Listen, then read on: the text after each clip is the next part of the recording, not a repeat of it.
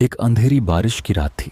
घर के अंदर सब कुछ बिल्कुल शांत था, लेकिन बाहर आंधी चल रही थी और बारिश की बूंदें जैसे जमीन पर मार रही थीं। घर की खिड़कियां काफी देर से बंद थीं, लेकिन इस रात कुछ अजीब हो रहा था। रात के अंधेरे में एक अनजानी सी ठंडक थी, जो दिल में एक अजीब सा डर भर रही थी। जब बारिश ज्यादा तेज हो गई तो एक घंटी की आवाज सुनाई देने लगी, जैसे कोई दूर से घंटी बजा रहा हो। कहीं ना कहीं इस आवाज में कुछ छुपा हुआ था। ऐसे में घर के अंदर के सब लोग सो रहे थे। बस एक छोटी सी लड़की थी, जो जागकर अंदर के कोने में बैठी हुई अपनी आंखों को थोड़ा सा भर भर के बंद कर रही थी। वह लड़की किसी भी वजह से बहुत गरीब थी। उसके गांव में सब लोग उससे दूर रहते थे, लेकिन उस दिन वह लड़की अपने छोटे से कमरे में अकेली थी। बदली हुई हवा और घंटी की आवाज ने उसे छिपने पर मजबूर कर दिया। एक पल में उसने देखा कि किसी का साया उसके कमरे के कोने में खड़ा था। वह साया धीरे धीरे उसके पास आने लगा, जैसे कोई उसकी तरफ बढ़ रहा हो। लड़की ने अपनी आंखों को थोड़ा खोला और देखा, लेकिन उसने अपनी आंखों को फिर से बंद कर लिया। उसका दिल तेज धड़क रहा था। जब उसने अपने कांपते हुए हाथ से अपनी आंखों को खोला तो उसने देखा कि साया बिल्कुल उसके सामने खड़ा था। काफी देर तक वह साया कुछ नहीं बोला, बस धीरे धीरे लड़की के पास आता गया। फिर अचानक से एक खौफनाक आवाज सुनाई दी। बारिश की बूंदें अब भी बहुत जोर से गिर रही थीं। उस रात वह लड़की सिर्फ एक रात को कैसे समझ सकेगी, जब उसके साथ कुछ ऐसा हो गया हो। लड़की का दिल अब तेजी से धड़क रहा था, जैसे उसका शरीर डर से थम सा गया हो। वह साया बिल्कुल उसके सामने था, अब और भी पास। हवा में ठंडक बढ़ चुकी थी और उन ठंडी हवाओं में कुछ और था जो उसे बेचैन कर रहा था। उसकी आंखों में खौफ था, लेकिन वह फिर भी डरते हुए अपनी आंखें खुली रखने की कोशिश कर रही थी। साया अचानक हल्के से हंसा, जैसे कोई उसे मजाक बना रहा हो। वह हंसी धीमी थी, लेकिन लड़की के कानों में गूंजती हुई। लड़कियां कभी अपने डर को छुपाने की कोशिश करती हैं, लेकिन उस रात वह पूरी तरह से नर्वस हो चुकी थी। उसकी आवाज ने जैसे उसे पूरी तरह से पंगु बना दिया था। फिर साया बोल पड़ा, तुम्हें तो पता है तुम अकेली नहीं हो। लड़की कांपते हुए बमुश्किल बोल पाई, कौन हो तुम? साया एक पल के लिए खामोश हो गया। फिर धीरे धीरे उसने कहा, तुमसे पहले भी कई लोग थे जो इस कमरे में आए थे, लेकिन तुम अकेली हो जो मुझे देख सकती हो।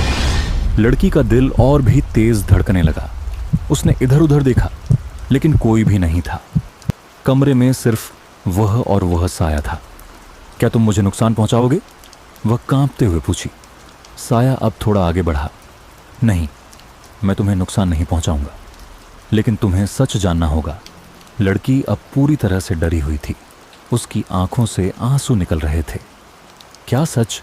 उसने घबराते हुए पूछा। साया अब लड़की के बिल्कुल पास था और उसकी आवाज में एक रहस्यमय ताकत थी। तुम्हारे घर में जो कुछ भी हो रहा है वह सिर्फ तुम्हारे लिए नहीं है। यह सब उस जगह के अतीत से जुड़ा है। यहां पर पहले भी दर्द था और वह दर्द अब भी यहां है। लड़की ने अपना सिर पकड़ लिया और उसकी सोचने की क्षमता पूरी तरह से खोने लगी। उसकी आंखों में अंधेरा था, जैसे वह कुछ समझने की कोशिश कर रही हो, लेकिन डर ने उसके दिमाग को धुंधला कर दिया था। वह साया अब धीरे धीरे गायब हो रहा था और एक बार फिर से घर में एक सन्नाटा छा गया। लेकिन लड़की जानती थी कि यह सिर्फ शुरुआत थी।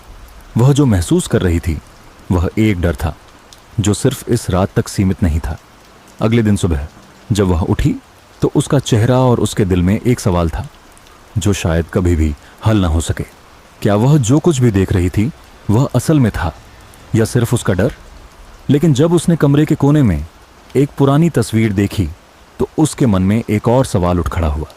क्या वह तस्वीर किसी और की थी जो इस घर में पहले रह चुका था?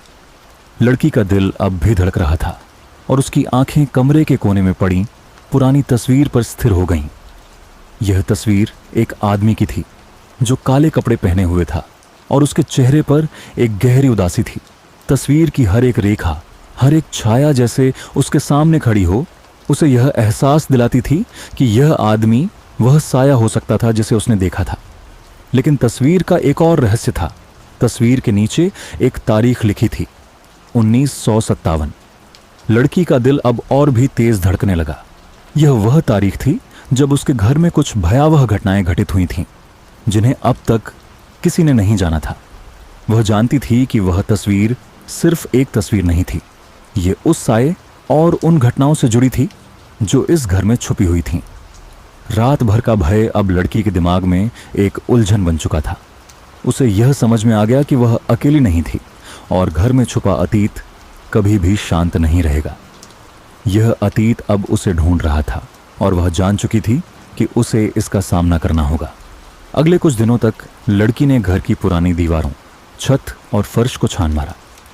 उसे बहुत सारी किताबें, कागजात और कुछ खोई हुई चीजें मिलीं, जिनसे पता चलता था कि यह घर किसी समय एक बड़े परिवार का निवास स्थान था।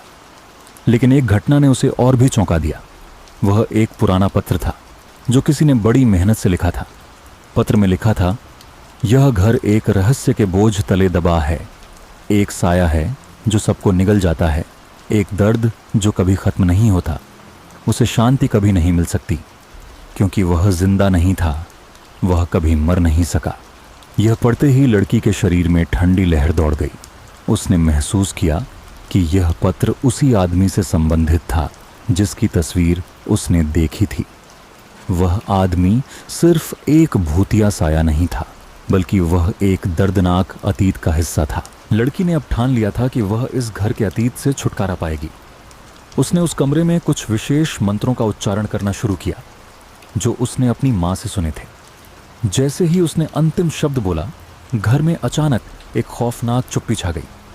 बारिश की आवाज रुक गई और हवा की सरसराहट भी गायब हो गई।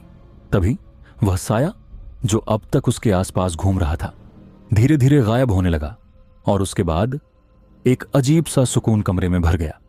लड़के ने अपनी आंखें खोलीं और उसे एहसास हुआ कि वह अब सुरक्षित थी। वह भय जो उसे लगातार घेरे हुए था, अब धीरे धीरे खत्म हो चुका था।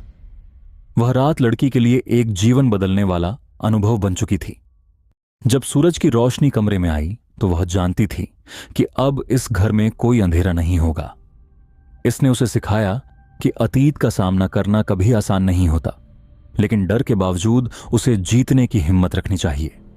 लड़की अब जानती थी कि वह जिस रहस्य का सामना कर चुकी थी, वह केवल उसके लिए नहीं था, वह उस घर के इतिहास का हिस्सा बन चुकी थी और अब उसे शांति मिल चुकी थी जिसकी वह सख्त जरूरत थी।